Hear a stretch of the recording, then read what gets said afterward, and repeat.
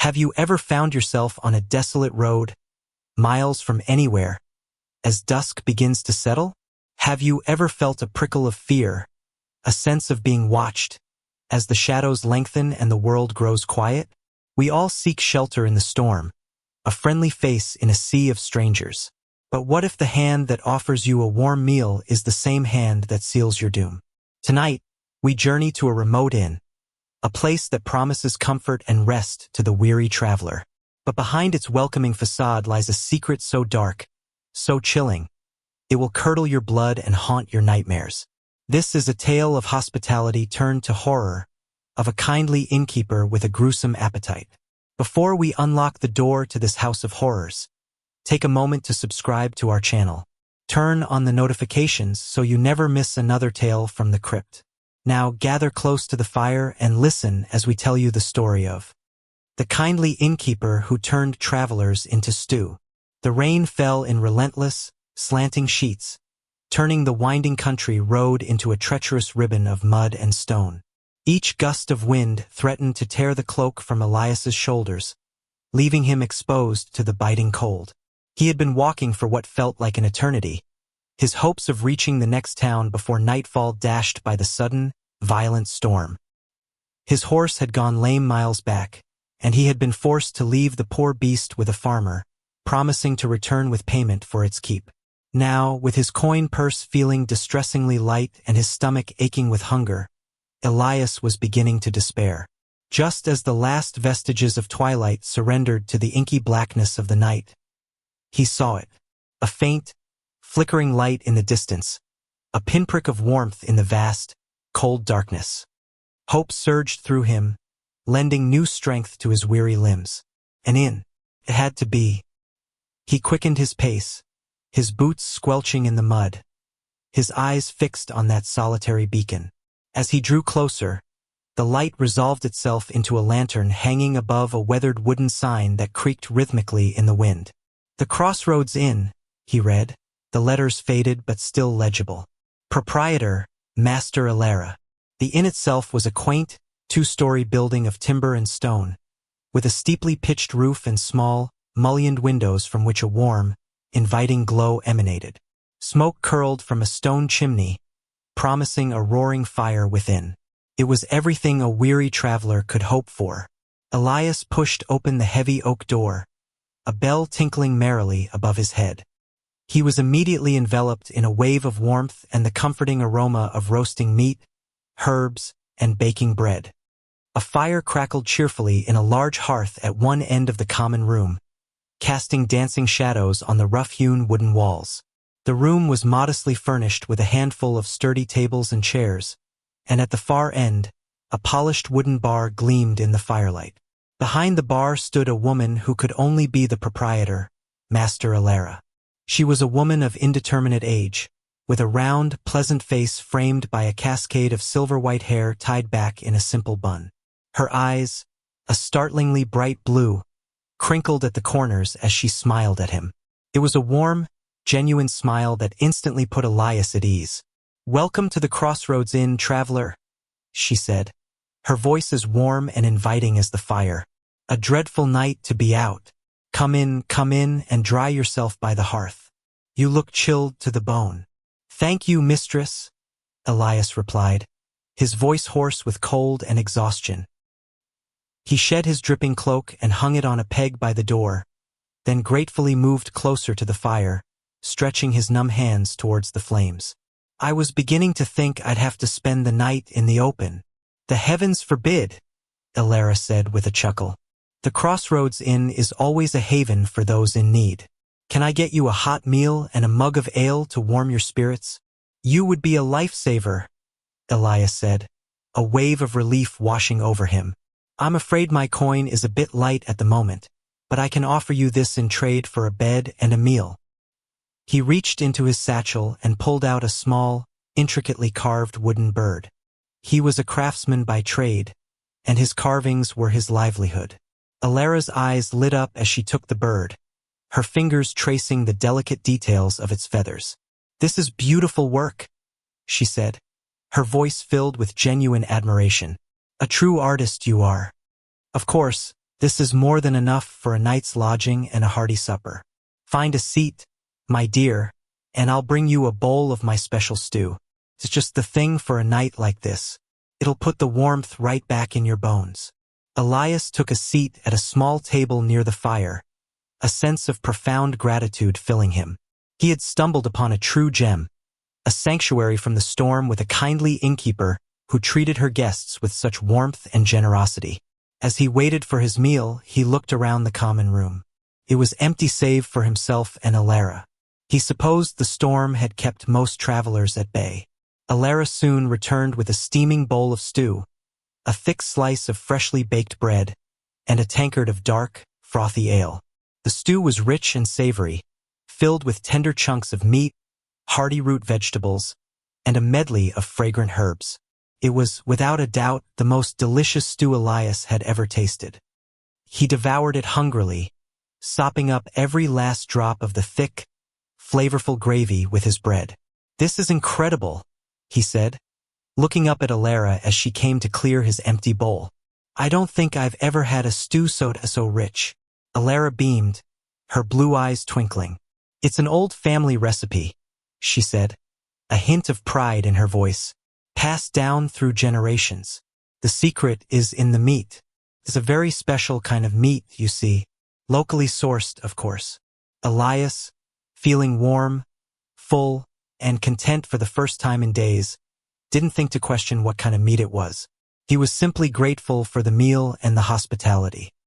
He finished his ale, the strong, malty brew further chasing away the chill and weariness from his body.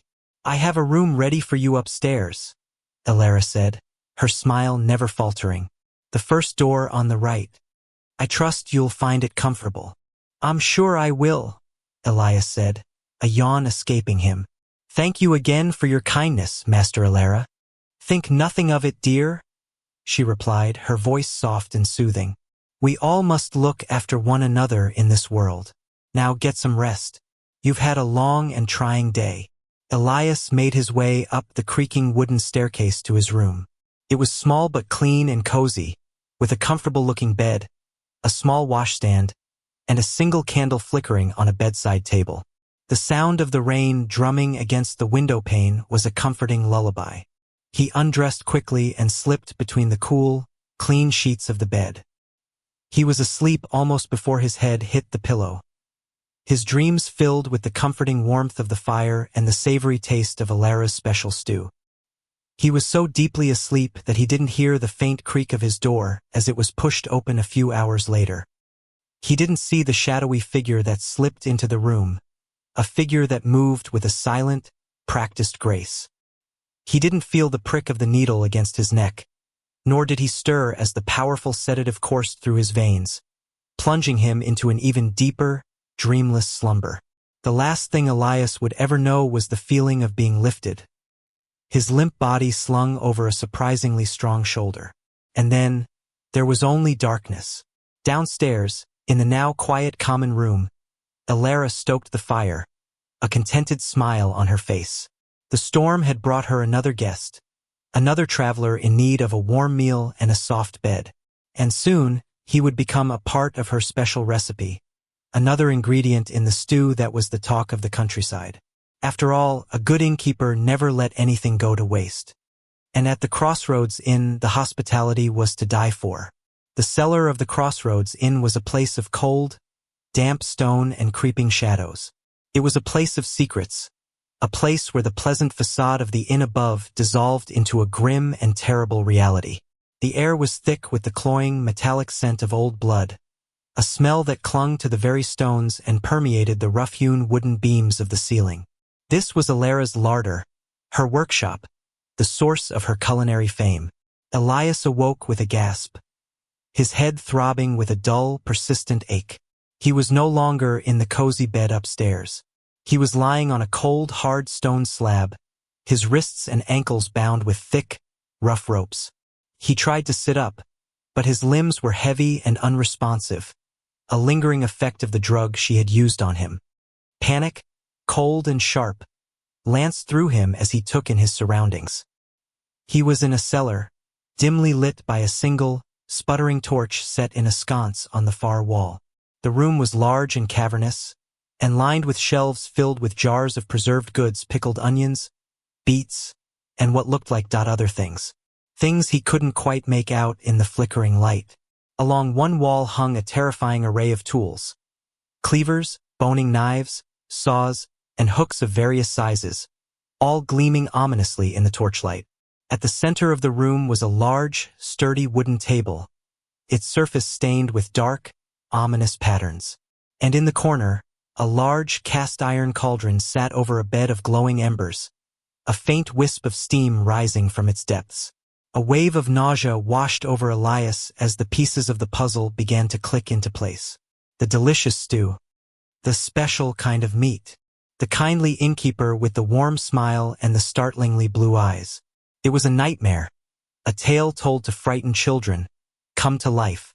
He was trapped, a lamb for the slaughter, in the larder of a cannibal. He pulled at his restraints, his heart hammering against his ribs like a trapped bird. But the ropes were too tight, the knots too expertly tied. He was helpless. A whimper escaped his lips, a sound of pure, unadulterated terror. He heard a sound from the far end of the cellar, and a door he hadn't noticed before creaked open. Alara emerged from the shadows, her round, pleasant face now a mask of chilling placidity.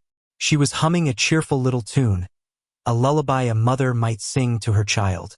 She wore a thick leather apron over her simple dress, an apron that was stained with the same dark patterns as the table. "Ah, you're awake," she said, her voice still warm, still friendly. It was a horrifying juxtaposition to the scene around him. "I do hope you slept well. I find a good night's rest is so important for tenderizing the meat." Elias stared at her, his mind reeling with disbelief and horror. "Why?" he choked out, his voice barely a whisper. "Why are you doing this?" Alara chuckled, a soft, pleasant sound that sent a shiver of ice down his spine. "Why, dear boy, for my guests, of course," she said, as if it were the most obvious thing in the world. "A good innkeeper provides for her patrons, and my patrons, they do so love my stew. It's what keeps them coming back. It's my legacy."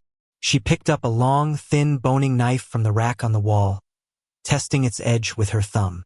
"It's a shame, really," she said, her gaze fixed on the gleaming blade. "You're a handsome young man, and that little bird you carved, such a talent. But a woman has to make a living, and the road provides." She turned to him, her blue eyes glinting in the torchlight, and for the first time, he saw the madness that lay beneath their placid surface. It was a cold, calculating madness, devoid of any empathy or remorse. "Don't worry," she said, her voice dropping to a soothing, conspiratorial whisper. "I'm very good at what I do. It will be quick, and you will be a part of something wonderful.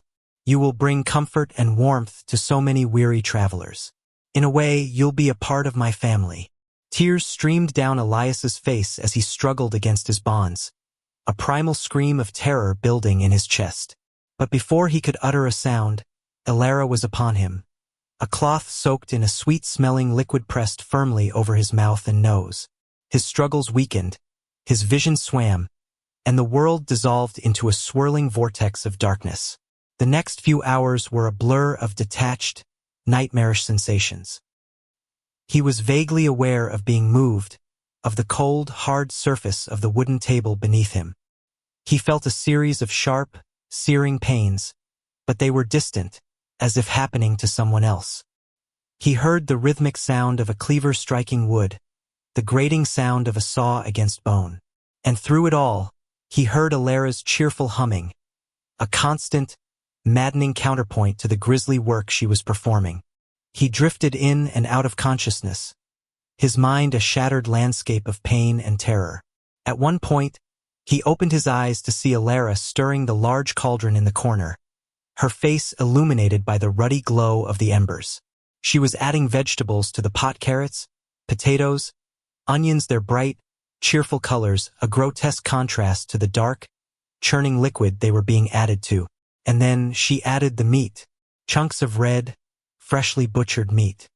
His meat, The horror of it all was too much for his fractured mind to bear. He screamed, a raw, guttural sound of pure agony and despair. But the cellar was deep, its stone walls thick. No one could hear him. No one was coming to save him. Alara turned to him, a spoonful of the bubbling stew in her hand. "Hush now, dear," she said, her voice gentle, as if comforting a fretful child. "It's almost ready, and you should be proud. You're going to make a most delicious stew." She brought the spoon to his lips, a mockingly tender gesture. He turned his head away, a fresh wave of nausea and revulsion washing over him. But she was strong, her grip like iron as she forced his head back, prying his mouth open and pouring the hot, savory liquid down his throat. The taste was a symphony of horror. It was the same rich, savory flavor he had enjoyed so much just a few hours before. But now he knew the secret ingredient. He was tasting himself. The world went black, and Elias knew no more. Upstairs, the first of the day's travelers began to arrive, drawn in by the promise of a warm fire and a hot meal. They were a motley crew, a traveling merchant, a group of soldiers on their way to a new posting, a young couple eloping to a new life.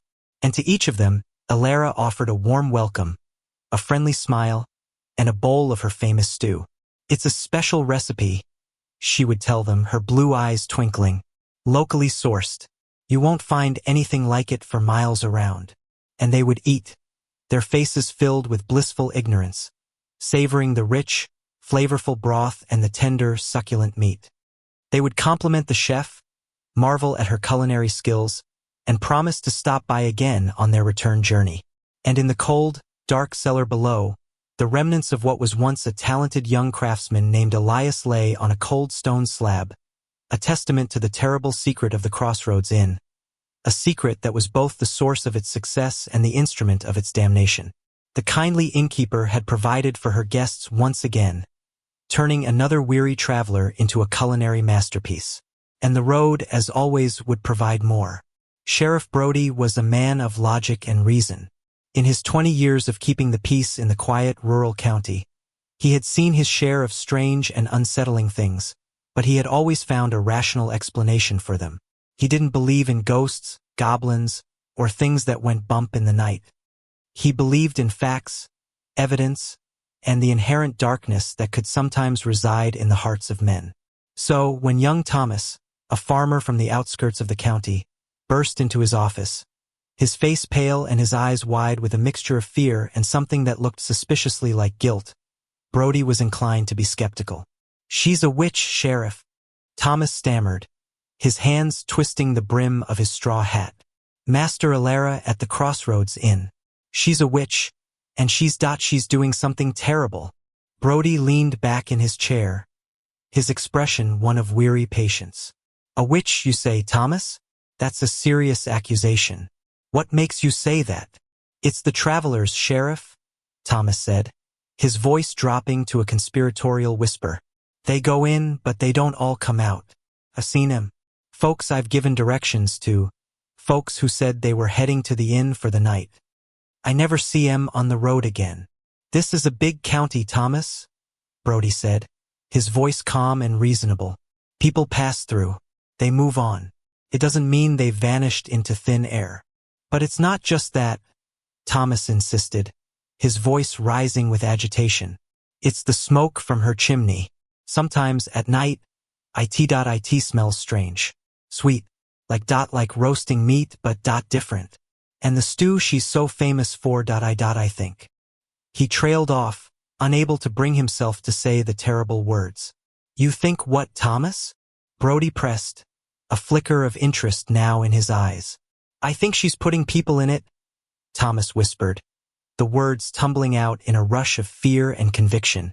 Brody sighed, running a hand over his tired face. It was a wild, outlandish claim, the kind of story that would be told around a campfire to scare children. And yet, there was a sincerity in Thomas's fear that gave him pause. And he had to admit, there had been a number of missing person reports filed in the last few years, travelers who were last seen in the vicinity of the Crossroads Inn. He had always dismissed them as people who had simply moved on without telling anyone. But now, A seed of doubt had been planted. "All right, Thomas," Brody said, his voice firm but not unkind. "I'll look into it. But I'm warning you, if this is some kind of a wild goose chase, I won't be happy." "It's not, Sheriff," Thomas said, his eyes pleading. "I swear it."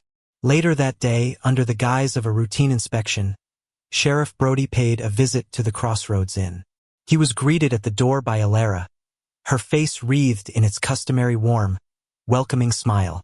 "Sheriff Brody," she said, her voice filled with pleasant surprise. "What a pleasure. To what do I owe this honor?"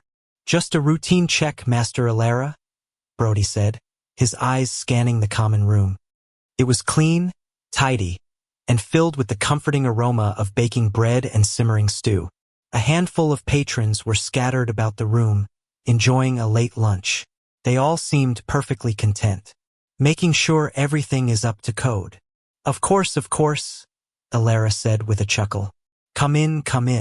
Can I offer you a bowl of my stew? It's especially good today." "I'd be delighted," Brody said, his gaze sharp and assessing.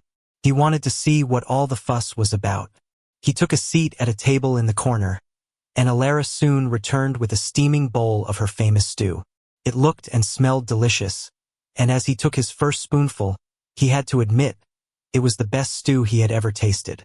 The meat was incredibly tender, the broth rich and flavorful. He found himself devouring it with an almost primal hunger. As he ate, he engaged Alara in casual conversation, asking about her business, the travelers who passed through, the general goings-on in the area. She was open and forthcoming, her answers direct and her demeanor relaxed. There was nothing in her behavior to suggest she was hiding a dark and terrible secret. He finished his meal, feeling full and strangely content. He paid Alara for the stew, thanked her for her hospitality, and left the inn feeling a bit foolish. He had let a young farmer's wild accusations get the better of him. There was nothing sinister going on at the Crossroads Inn. It was just a well-run establishment with a very talented cook. But as he rode away from the inn, a nagging thought began to trouble him. The stew. There was something familiar about the taste of the meat. He couldn't quite place it, but it stirred a vague, unsettling memory deep within him. That night he couldn't sleep. The taste of the stew lingered in his mind, and the seed of doubt that Thomas had planted began to sprout. He decided to do some digging. He went back through the missing person reports, cross-referencing dates, descriptions, and last known locations. A disturbing pattern began to emerge. A significant number of the missing travelers were last seen on the road leading to the Crossroads Inn, and the dates of their disappearances often coincided with periods when local farmers reported that strange-smelling smoke coming from the inn's chimney. It was all circumstantial, of course, but it was enough to convince him that something was very wrong. He decided to pay another visit to the inn, this time unannounced, and this time he would be looking for more than just code violations. He arrived at the inn late the next night, well after the last of the patrons had retired to their rooms. The inn was dark and silent, save for a single light burning in a downstairs window. He dismounted his horse and crept towards the back of the building, his hand resting on the hilt of his sword. He found a small, grimy window near the base of the building and peered inside. It was a cellar, dimly lit by a single torch, and what he saw made his blood run cold. Alara was there, her back to him, humming a cheerful little tune as she worked at a large wooden table. On the table lay the body of a man, a traveler by the looks of his clothes, and in her hand, Alara held a large, gleaming cleaver. Brody felt a wave of nausea and revulsion wash over him. Thomas had been right. The stories were true. The kindly innkeeper of the Crossroads Inn was a monster. He drew his sword, his heart pounding in his chest, and kicked open the cellar door. The hinges groaned in protest, and Alara spun around, her eyes wide with surprise.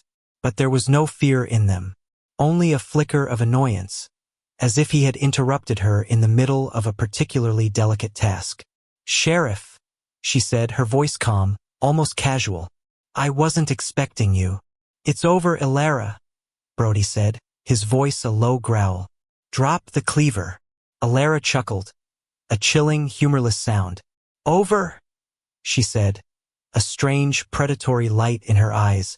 Oh, I don't think so, Sheriff. You see, I have a very special stew planned for tomorrow, and I think you'll make a wonderful addition to the recipe. She lunged at him, the cleaver held high, her face contorted into a mask of pure, homicidal rage. Brody, despite his shock and horror, was a trained soldier. He parried her blow with his sword, the clash of steel on steel echoing through the cellar. And so began a desperate, deadly dance between the skeptical sheriff and the cannibalistic innkeeper, a dance that would determine the fate of not only the two of them, but of all the future travelers who might be unfortunate enough to seek shelter at the Crossroads Inn. The kindly innkeeper had been exposed, her dark secret brought into the light, but she would not give up her legacy without a fight. The cellar became a whirlwind of motion and the screech of metal on metal. Elara, despite her age and deceptively soft appearance, moved with a ferocious, almost bestial agility. The cleaver in her hand was not just a tool of her gruesome trade. It was an extension of her will, a brutal instrument of death she wielded with terrifying proficiency. Brody was a seasoned fighter, his reflexes honed by years of dealing with drunken brawlers and desperate bandits. But this was different. This was a fight against a madness he couldn't comprehend, a fury that seemed to defy the natural laws of strength and stamina. He was on the defensive, his sword a flickering barrier against the relentless, hacking blows of the cleaver.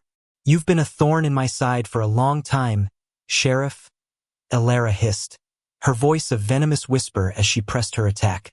Always sniffing around, asking questions, upsetting the natural order of things. The natural order? Brody grunted, parrying a vicious overhand swing that would have split his skull. "You call this butchery, the natural order?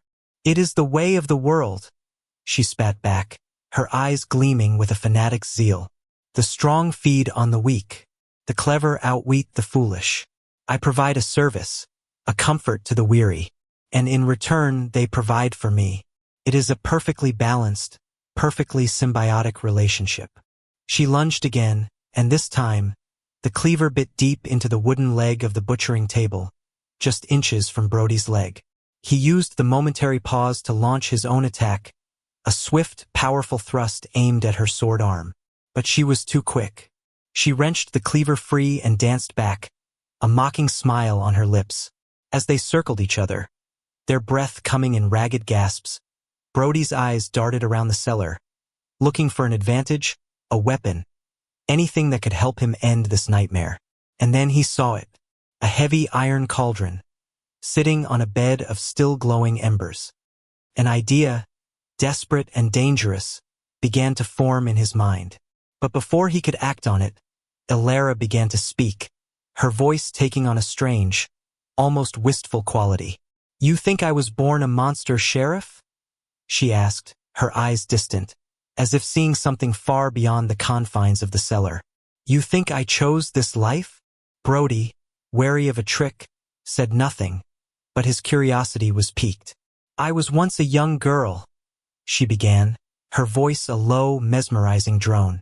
"A girl with a loving husband and a beautiful baby daughter. We were happy. We were content." She paused, a shadow of pain passing over her face. "And then the famine came. The crops failed, the livestock died. The winter was long and harsh, and the world became a place of hunger and desperation. We ate our seed grain, our leather boots, anything we could find to stay alive. But it wasn't enough." Her voice dropped to a barely audible whisper. "My daughter, my beautiful, sweet little girl. She was fading away before my very eyes. And my husband, he couldn't bear to watch her suffer. One night, he took a knife, and he offered himself, so that she and I might live." A single tear traced a path through the grime and blood on her cheek. "I did what I had to do," she said, her voice thick with a grief that was centuries old. "I survived. My daughter survived. But something inside me, it broke. The world was no longer a place of love and kindness. It was a place of hunger, a place where the only thing that mattered was the next meal." She looked at Brody, her eyes now burning with a cold, hard fire. And then the travelers started coming again. Rich merchants with their fat purses and their well-fed bodies. They had so much and we had so little. And I looked at them, and I saw sustenance. I saw a way to ensure that my daughter would never go hungry again. So you killed them, Brody said. His voice a mixture of horror and a strange, unsettling pity. You lured them in with your kindness, and then you butchered them. I did what I had to do, she repeated, her voice rising to a defiant shout. I did what any mother would do to protect her child, and I will not be judged by you, or by any man who has never known true hunger, who has never had to make the choices I have made. She lunged at him again, her grief and rage fueling a fresh wave of frenzied attacks. Brody, his mind reeling from her terrible confession, was barely able to defend himself. He was no longer just fighting a monster. He was fighting a woman twisted by tragedy, a woman whose love for her child had been warped into something dark and unrecognizable. He knew he couldn't beat her in a straightforward fight.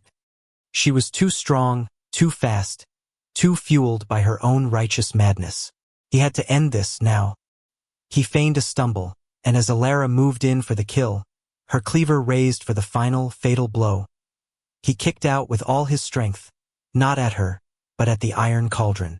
The heavy pot tipped, and a wave of boiling, greasy water and half-cooked stew washed across the floor, straight into Alara's path. She screamed as the scalding liquid engulfed her feet and legs, the smell of burning flesh filling the air. She dropped the cleaver, her hands flying to her scalded limbs, her face a mask of agony. Brody didn't hesitate. He scooped up the fallen cleaver and, with a heavy heart and a grim sense of duty, he did what had to be done. He emerged from the cellar, his clothes spattered with blood, his face a grim, joyless mask. The inn was still silent, its remaining guests blissfully unaware of the life and death struggle that had just taken place beneath their feet.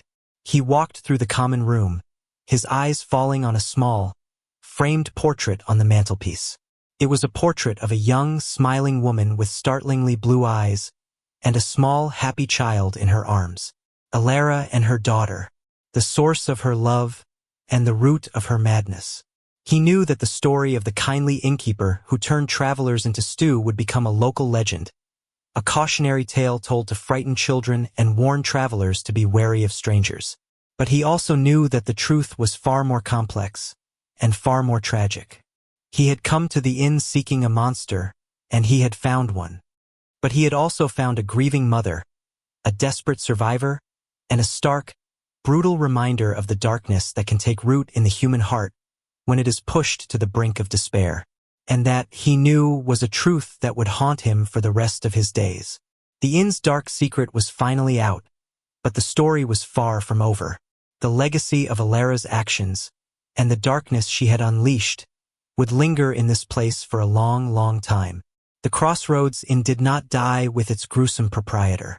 The story of Alara and her terrible secrets spread like wildfire through the county, and the inn became a place of morbid fascination, a local legend whispered in hushed tones around crackling fires.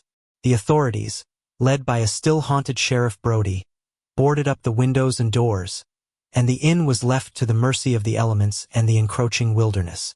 But some stories, some horrors, are not so easily contained. The inn, it was said, was now haunted. Travelers on the road would speak of seeing a faint, flickering light in the windows of the abandoned building, of hearing a woman's soft, cheerful humming on the wind. Some even claimed to have seen a ghostly figure in the doorway, a woman with a round, pleasant face and startlingly blue eyes, beckoning them in from the cold. Years passed, and the inn became a crumbling, vine-choked ruin, a place that sensible folk avoided. But its dark reputation continued to attract the curious, the foolish, and the desperate. It was to this place, a place steeped in tragedy and malevolence, that a young couple, fleeing a life of poverty and despair, came seeking shelter one stormy night. Their names were Liam and Anya, and they were little more than children themselves, with a newborn baby, a tiny, fragile thing wrapped in a thin, worn blanket. They had been on the road for weeks, their dreams of a new life in the West turning into a grim, hand-to-mouth struggle for survival. They were cold, hungry, and on the verge of giving up hope. And then, through the driving rain, they saw it. A dark, hulking shape against the stormy sky. A building that, despite its dilapidated state, promised at least some shelter from the relentless storm. They didn't know the stories, the legends of the haunted inn. All they knew was that they couldn't stay out in the open any longer. With Liam's help, they managed to pry open the boarded-up door, and they stumbled into the dark, musty interior of the Crossroads Inn. The air was thick with the smell of dust, decay, and something else, something faint, but unmistakable. The smell of old blood. They built a small fire in the great stone hearth, using a few of the broken chairs and tables for fuel. The firelight pushed back the shadows, revealing the faded, peeling wallpaper, the cobweb-draped furniture, the ghostly outlines of a life that had ended in violence and madness. As the fire crackled and warmed their chilled bodies, Anya nursed their baby, her heart aching with a mixture of love and fear. She looked around the common room, a sense of unease creeping over her. She felt watched. She felt a presence in the room, a cold, malevolent intelligence that seemed to be aware of their intrusion. "Liam," she whispered, her voice trembling. "I don't like this place. There's something wrong here." Liam, who was trying his best to be brave for her, forced a reassuring smile. "It's just an old, abandoned inn, my love," he said, his voice a little too loud in the oppressive silence. "It's the storm and our own weariness that's making us imagine things." But even as he said the words, he felt a shiver of ice crawl down his spine. He had heard a sound from the back of the inn, a faint, rhythmic creaking, like a door swinging on rusty hinges. He told Anya to stay by the fire with the baby, and, with a piece of burning wood for a torch, he went to investigate. He made his way to the back of the inn, his heart pounding in his chest, and found a door, slightly ajar, that led down into a cellar. He hesitated for a moment, a primal fear warning him not to go down there. But his curiosity, and a foolish sense of bravado, got the better of him. He pushed the door open and started down the stone steps. The cellar was a place of absolute darkness, and the air was cold and damp, with the same faint, coppery smell he had noticed upstairs. He held his torch high, and the flickering light revealed the same gruesome scene that had greeted Sheriff Brody all those years ago. The stone slab, the butchering table, the rack of gleaming, terrifying tools. And then he saw her. She was standing in the corner, her back to him, humming a cheerful little tune. It was the ghost of Alara, her form translucent, her edges blurred, but her presence undeniably real. Liam froze, his blood turning to ice in his veins. He wanted to run, to scream, but he was paralyzed with terror. The ghostly figure turned, and her face was a nightmare mask of tragedy and rage. Her blue eyes, once warm and welcoming, now burned with a cold, malevolent fire. And as she opened her mouth to speak, it was not her own voice that came out, but a chorus of whispers, the voices of all the travelers she had murdered, all the souls she had trapped within the walls of her cursed inn. "Welcome to my home," the voices whispered, a sibilant, echoing sound that seemed to come from all around him. "We have been waiting for you. We are so hungry." The ghost of Alara lunged at him, her spectral hands reaching for his throat. Liam finally broke free from his paralysis and scrambled back up the stairs, a scream of pure terror tearing from his lungs. He burst back into the common room, his face as white as a sheet. "Anya, we have to go," he yelled, his voice hoarse with fear. "Now!" But it was too late. The ghost of Alara was already there, standing between them and the door, her form now more solid, more menacing. And she was not alone.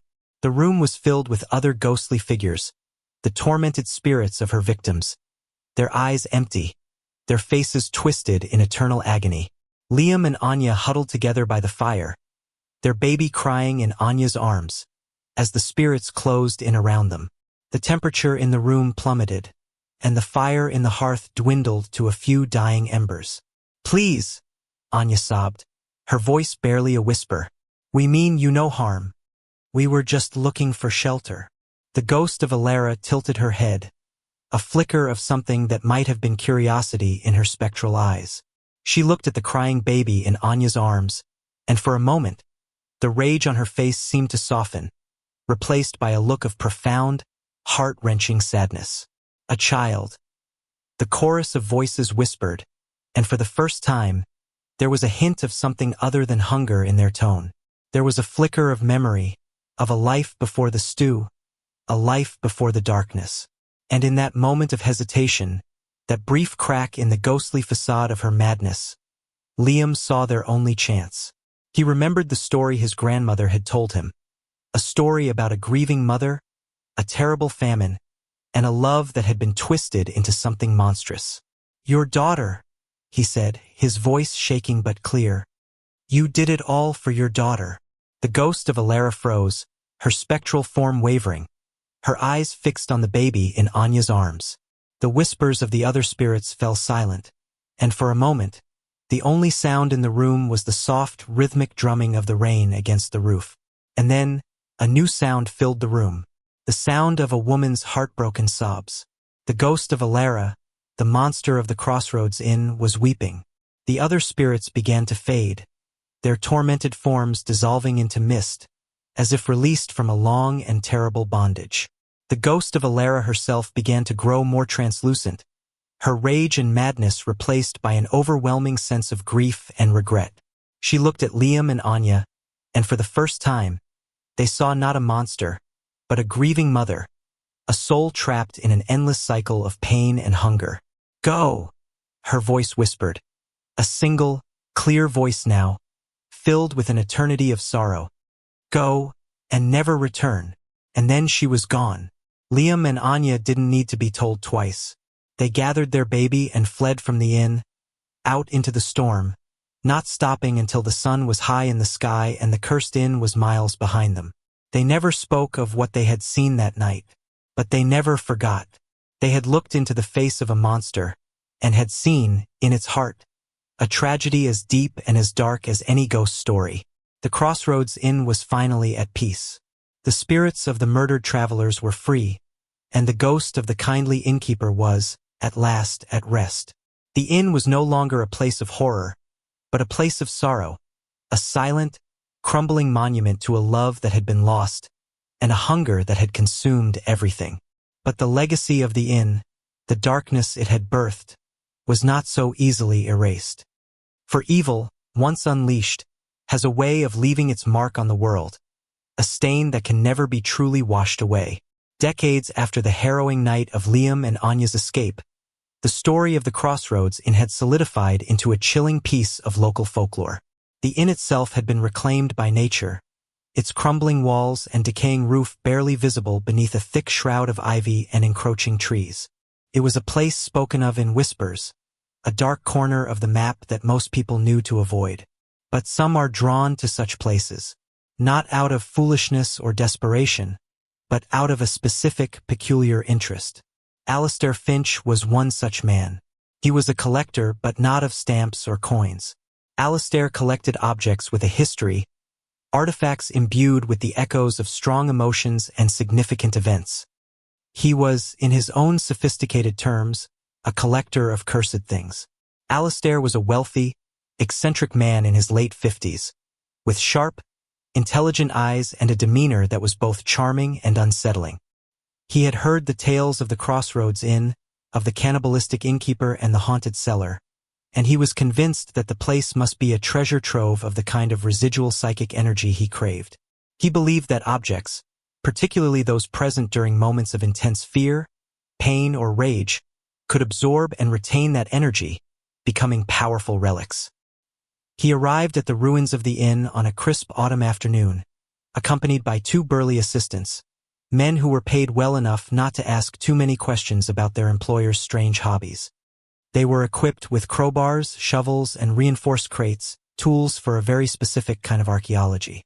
Alistair surveyed the scene with a connoisseur's eye. "Magnificent," he breathed, a thin smile playing on his lips. "The sheer weight of the tragedy here, it's palpable, like a fine, aged wine." His assistants, less enthused by the oppressive atmosphere of the place, set to work clearing a path to the inn's entrance.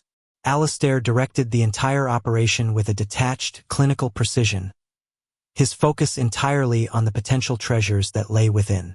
He was particularly interested in finding the cellar, the epicenter of Alara's gruesome activities.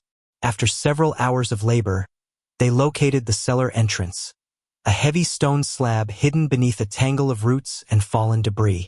With a great deal of effort, they managed to pry it open, revealing a set of steep stone steps leading down into the darkness. The air that wafted up from below was cold and musty, carrying the faint, unmistakable scent of old blood and something that smelled vaguely of stew. Alistair, his eyes gleaming with excitement, was the first to descend, a powerful lantern in his hand. The cellar was much as it had been left, a scene of grim, historical horror. The stone slab, the butchering table, the rack of tools on the wall, they were all there, coated in a thick layer of dust and grime, but otherwise perfectly preserved. "Incredible," Alistair whispered, his voice filled with a reverence that would have been chilling to anyone who understood its source. "Absolutely incredible." He began to carefully examine the objects in the room, his gloved hands caressing the stained wood of the butchering table, the rusted iron of the hooks on the wall. He was like a child in a candy store, his excitement growing with each new discovery. He directed his assistants to carefully pack up the tools, the cleaver, the boning knives, the saw, each one a piece of history, a conduit for the terror of Alara's victims. He then turned his attention to the large cast-iron cauldron in the corner. "This," he said, his voice trembling with anticipation, "is the piece de resistance, the very vessel in which she created her culinary masterpieces. The energy radiating from this object it's extraordinary." As his assistants struggled to move the heavy cauldron, Alistair noticed something else, something half-buried in the dirt floor beneath it. It was a small, wooden object, so covered in grime that it was almost unrecognizable. He picked it up and carefully brushed away the dirt. It was a small, intricately carved wooden bird, the very one that Elias, the young craftsman, had given to Alara as payment for his room and board so many years ago.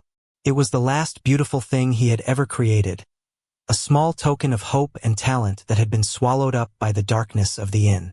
Alistair felt a jolt of energy as he held the bird in his hand, a wave of profound sadness and despair so strong it almost brought him to his knees. "Remarkable," he breathed, his eyes wide with a mixture of shock and delight. "The residual emotion in this piece, it's exquisite." He had found what he came for. He and his assistants loaded their grim treasures into their truck and left the ruins of the inn behind, a place now stripped of its most potent artifacts, its dark history packed away in crates, ready to be displayed in Alistair's private collection. Back in his secluded, heavily fortified mansion, Alistair set about creating a new exhibit in his private museum of cursed objects. He arranged the tools from the inn on a velvet-lined display case, the cleaver taking pride of place. He set the cauldron in the center of the room, a spotlight illuminating its dark, cavernous interior, and he placed the small, carved bird on a pedestal next to it, a poignant counterpoint to the brutality of the other objects. He would spend hours in the room, basking in the dark energy of the artifacts, feeling the faint echoes of the terror and despair they had witnessed. He believed that by possessing these objects, he was preserving a part of history, a part of the human experience that most people were too afraid to acknowledge. But Alistair was a fool. He believed he could control the darkness he had collected, that he could contain it within the sterile, climate-controlled confines of his museum. He did not understand that some things are not meant to be possessed, that some evils, once disturbed, cannot be so easily contained. The objects from the crossroads began to exert their influence on him. He became withdrawn, paranoid, his charming demeanor replaced by a sullen, brooding silence. He stopped sleeping, tormented by nightmares of a kindly woman with blue eyes, a steaming cauldron, and the taste of a rich, savory stew. He started talking to the objects, whispering to them in the dead of night, his sanity slowly unraveling. He would stand before the cauldron for hours, his eyes glazed over, as if listening to a conversation no one else could hear. His assistants, the only people who saw him regularly, grew increasingly concerned. They would hear him humming a cheerful little tune, the same one Alara was said to have hummed as she went about her gruesome work. And they noticed a new, unsettling aroma beginning to permeate the mansion. A smell that was both sweet and savory, a smell that reminded them of roasting meat. Alistair Finch, the collector of cursed things, had become the latest victim of the Crossroads Inn. He had sought to possess its darkness, but in the end, the darkness had possessed him. The evil of Alara, imbued in the objects she had used, had found a new host, a new innkeeper. And a new hunger was beginning to grow, a hunger that would not be satisfied by the fine, gourmet meals his private chef prepared. A hunger for something special, something locally sourced. The curse of the inn was not over. It had simply found a new home. The transformation of Alistair Finch was a slow, insidious process, a creeping decay of the soul that was as horrifying as it was complete. The cursed objects from the Crossroads Inn, now the centerpiece of his private collection, had become his obsession, his confidants, his masters. The dark energy they radiated, the echoes of Alara's madness and her victim's terror, had seeped into the very fabric of his being, rewriting his personality, replacing his eccentricities with a cold, calculating malevolence. He dismissed his entire staff, save for his two loyal, but now deeply frightened, assistants. He needed them, he said, for a new project, a new acquisition he was planning. But his eyes, once sharp and intelligent, now held a strange, predatory glint that chilled them to the bone. The mansion, once a place of sterile, orderly collection, became a fortress of paranoia and creeping horror. Alistair would spend his days in the room with the artifacts from the inn, polishing the cleaver, stirring the empty cauldron, and holding the small, carved bird as if it were a religious icon.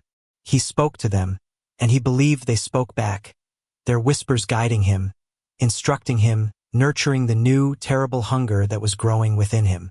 The final stage of his transformation came on a dark and stormy night, a night much like the one that had brought Elias, the young craftsman, to the door of the Crossroads Inn so many years ago. Alistair summoned his two assistants to the exhibit room. He was dressed in a simple, homespun tunic, a crude leather apron tied around his waist. He looked like a rustic innkeeper, a grotesque parody of the woman whose madness now consumed him. "We need to prepare," he said, his voice a strange, unsettling imitation of Alara's warm, welcoming tone. "We're having guests for dinner." The assistants exchanged a nervous glance. "Guests, sir?" one of them asked, his voice trembling. "You haven't had guests in months." Alistair smiled, a warm, pleasant smile that was utterly terrifying on his now gaunt, feverish face. "The road provides," he said, his voice a soft, cheerful whisper. "The road always provides." He then revealed his plan, a plan so monstrous, so insane, that his assistants were rendered speechless with horror. He intended to recreate Alara's famous stew, and he had already chosen the main ingredient, them. They tried to run, to escape the madhouse the mansion had become, but Alistair, fueled by his newfound madness, was too strong, too fast. He was no longer the aging, eccentric collector. He was a predator, a butcher, his movements infused with the same ferocious, bestial agility that Sheriff Brody had faced in the cellar of the inn. The fight was short, brutal, and bloody. The screams of his assistants echoed through the empty halls of the mansion, but there was no one to hear them. The collector of cursed things had become a killer, the final, terrible legacy of the Crossroads Inn fulfilled. He dragged their bodies to the exhibit room, the place that was now his larder, his workshop, his kitchen, and with a sense of grim, reverent purpose, he set about his gruesome work, humming a cheerful little tune as he sharpened the cleaver, stoked a fire beneath the great iron cauldron, and prepared the ingredients for his special stew. He was no longer Alistair Finch. He was Alara. He was the kindly innkeeper, preparing a meal for his weary travelers, a meal that would bring them comfort and warmth, a meal that would make them a part of his family. The next day, a group of lost hikers, their car having broken down on a remote country road, stumbled upon the gates of Alistair Finch's secluded mansion. They were cold, hungry, and desperate for help. The gates were open, and the front door was ajar, as if beckoning them in. They were greeted by a man who introduced himself as the caretaker. He was a bit strange, perhaps, but his smile was warm, his voice was friendly, and he offered them shelter from the storm and a bowl of hot, savory stew. It was, they all agreed, the most delicious stew they had ever tasted. The meat was so tender, the broth so rich and flavorful. They ate hungrily, their faces filled with blissful ignorance, unaware of the cursed objects in the next room, unaware of the terrible secret of the mansion and its new, kindly innkeeper. And as they ate, Alistair Finch watched them, a contented smile on his face, his startlingly blue eyes twinkling in the firelight. The stew was served again. The legacy of the crossroads lived on. The road had provided, and it would provide again. For some hungers, once awakened, can never be truly sated. And some stories, some horrors have no end. They simply find a new place to call home, a new innkeeper to welcome the weary, and a new cauldron to fill. The cycle of evil, once set in motion, is a difficult thing to break. And the stew, as always, would be to die for. The fire has died down, and the shadows have grown long. The tale is told, but the horror lingers. Remember, the next time you find yourself on a lonely road, seeking shelter from the storm, be wary of the welcoming light, be cautious of the kindly smile. For you never know what secrets may be simmering just beneath the surface, what special ingredient might be waiting to be added to the pot. Thank you for joining us on this journey into the darkness. If you enjoyed this tale, be sure to like, comment, and subscribe, and turn on the notifications so you never miss another story from our collection. Until next time, travel safe and be careful who you trust. For the world is full of dark and hungry places, and not all who wander are lost. Some are simply on the menu.